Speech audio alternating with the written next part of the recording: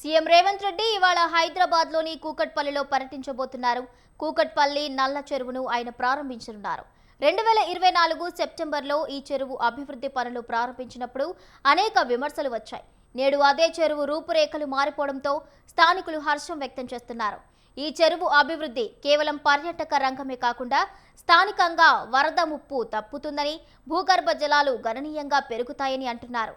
నల్ల చెరువు నగరం నడిబొడ్డున ఒక అందమైన పర్యాటక ప్రాంతంగా నిలవనుంది.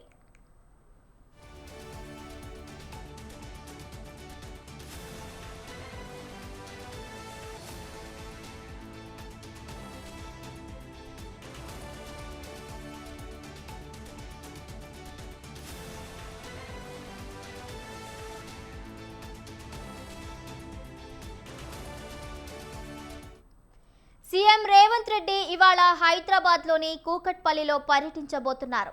కూకట్పల్లి నల్ల చెరువును ఆయన ప్రారంభించనున్నారు. 2024 సెప్టెంబర్లో ఈ చెరువు అభివృద్ధి పనులు ప్రారంభించినప్పుడు అనేక విమర్శలు వచ్చాయి. నేడు అదే చెరువు రూపురేఖలు మారిపోవడంతో స్థానికులు హర్షం వ్యక్తం చేస్తున్నారు.